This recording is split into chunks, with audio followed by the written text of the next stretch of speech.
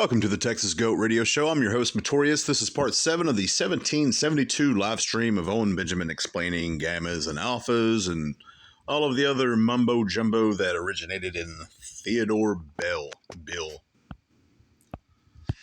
They don't work. They're not trying to get to that next level. They don't care about the pyramid. They're like, it's full of fucking liars. A lot of Gen X are Omegas because the baby boomers were such gammas. They were so fucking like the gamma wants to be the alpha, but no one wants them to be the alpha, and they don't like responsibility. They're resentful. They're very deceptive.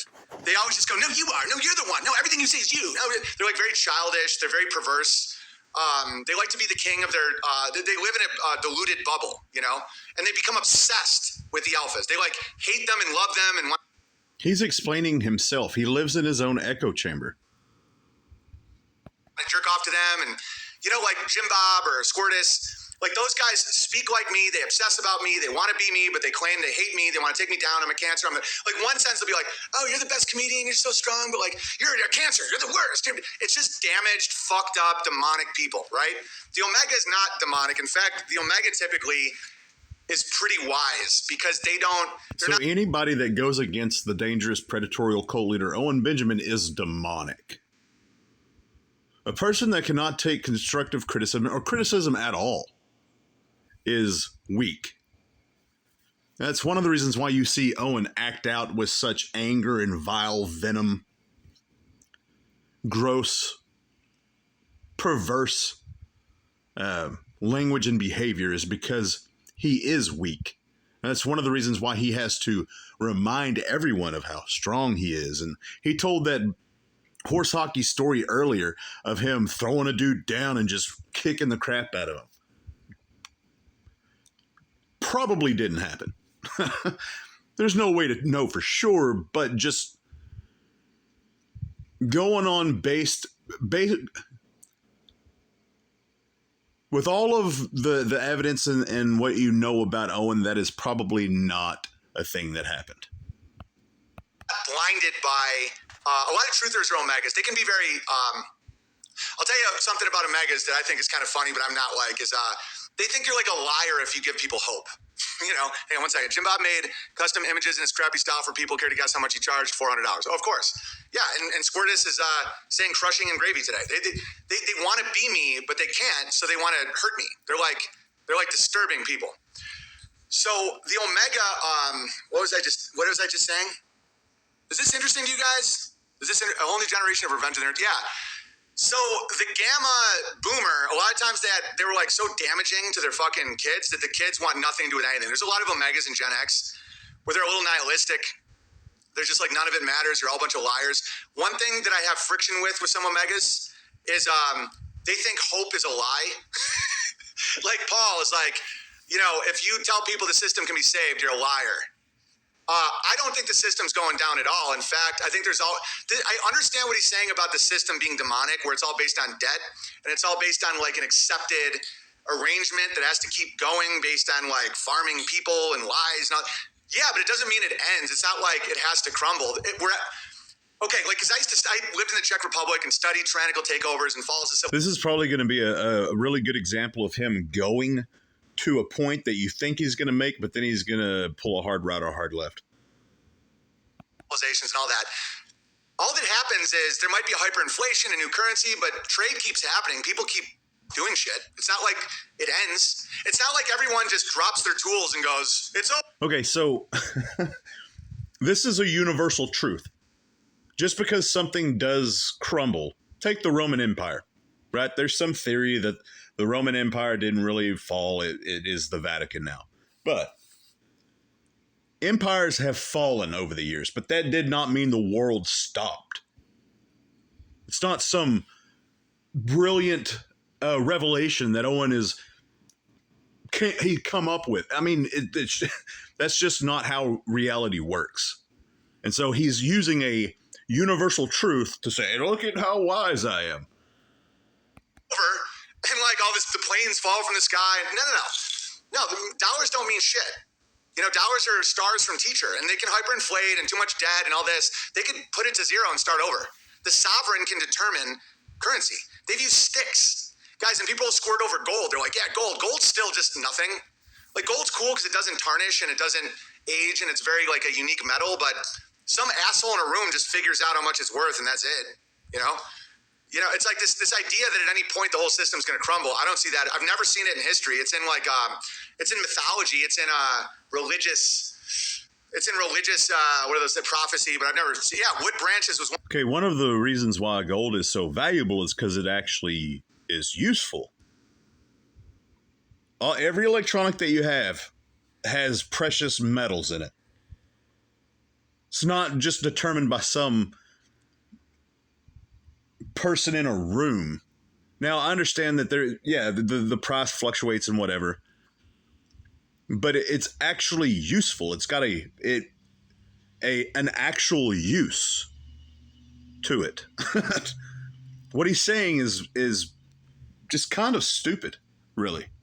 Lots of currency. In England, they once did this thing where it's not valuable just because it's pretty and shiny. That's just like they break wood. And and then you'd have to reconnect the wood to see if it fit. And that was what the king determined currency was. Is Eeyore an omega? The definition of an omega. And it's like, so I'm very hopeful and I give people hope. And it's not because I'm manipulating people or trying to extract anything from it. Hope is good.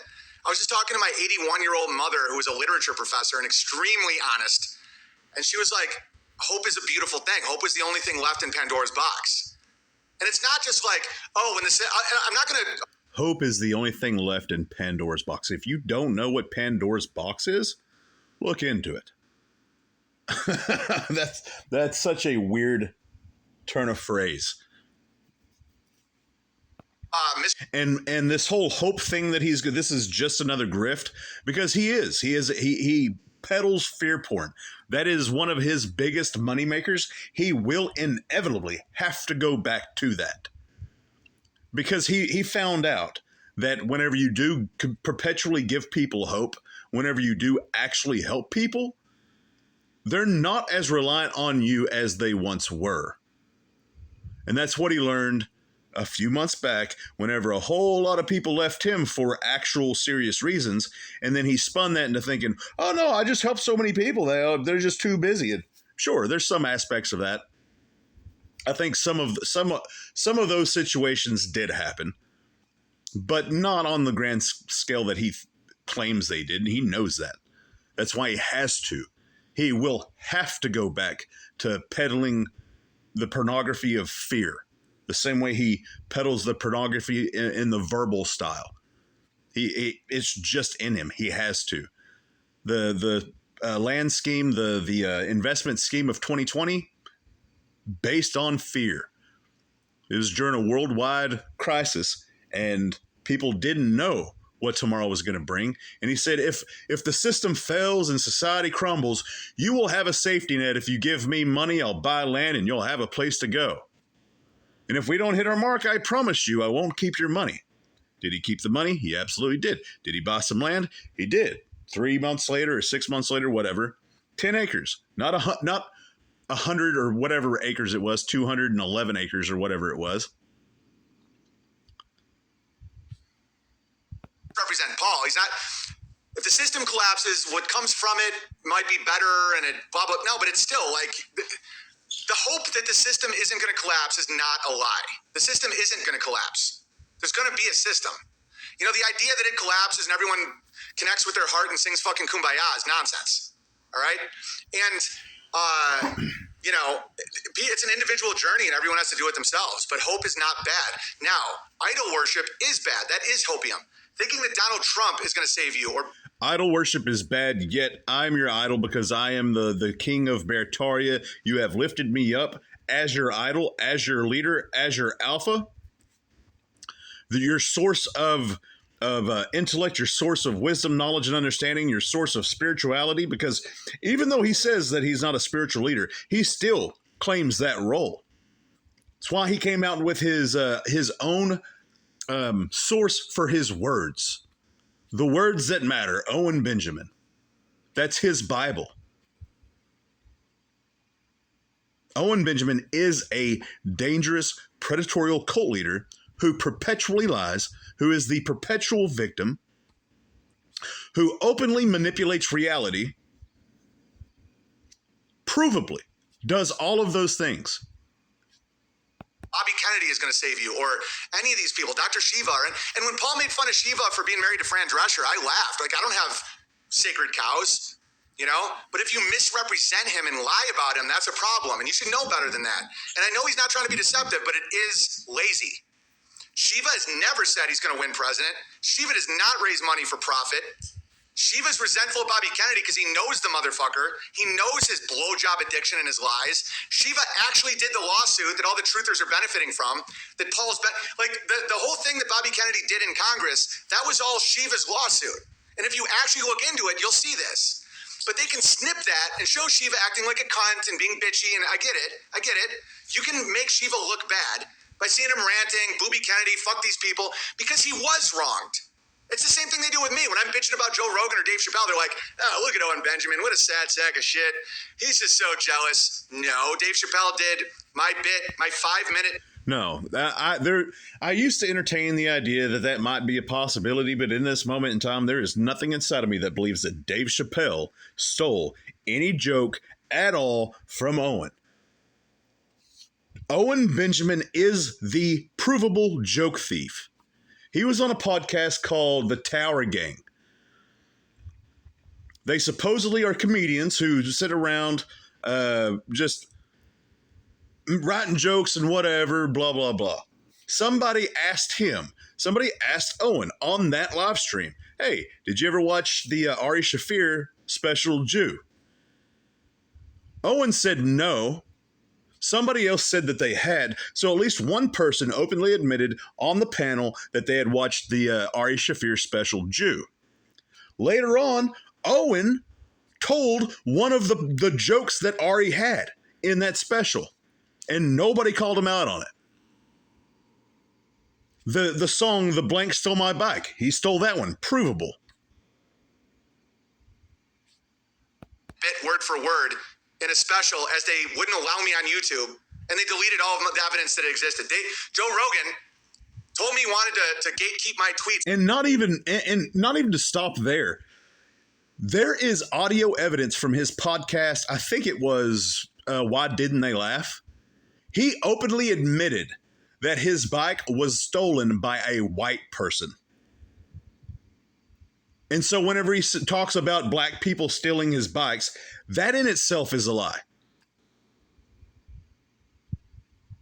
He is blatantly racist. He is blatantly hateful. He is blatantly predatorial. He openly admits to hating the members of his cult because they are weak, pathetic victims. The guy that did the Ponzi scheme, he said, I agree with that guy. He said, it's not my fault. It's their fault for falling for my shenanigans or whatever. I'm sure he didn't use the word shenanigans, but that's a good word. I like that word. It's a fun word. On his show, and then after, Gate kept me from being on any other podcast. It's all, but see, if you don't know that, my behavior can appear crazy. If you see clips of me ranting about Jewish noses or sneaky hand rubbing, you're like, oh, this guy really. He thinks that he can act any way that he can, however he wants to, being disrespectful, hateful, venomous, vile.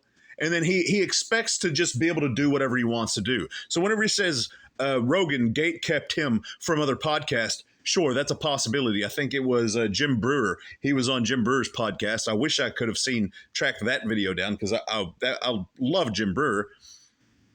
And then supposedly Joe called him up and said, hey, yeah, take that down. I wonder why.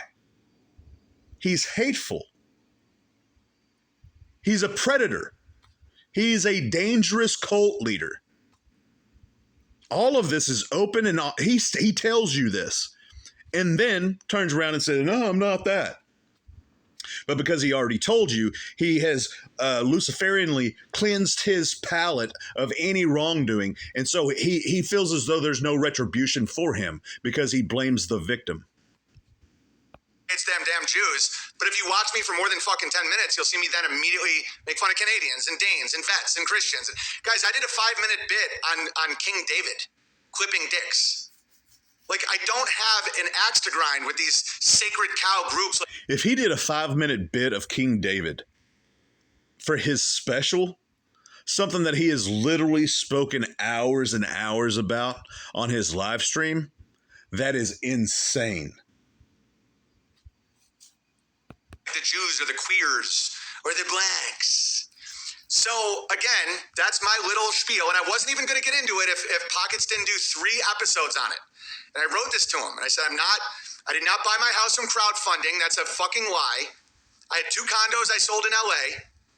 I made money in the Beast. I make money doing comedy.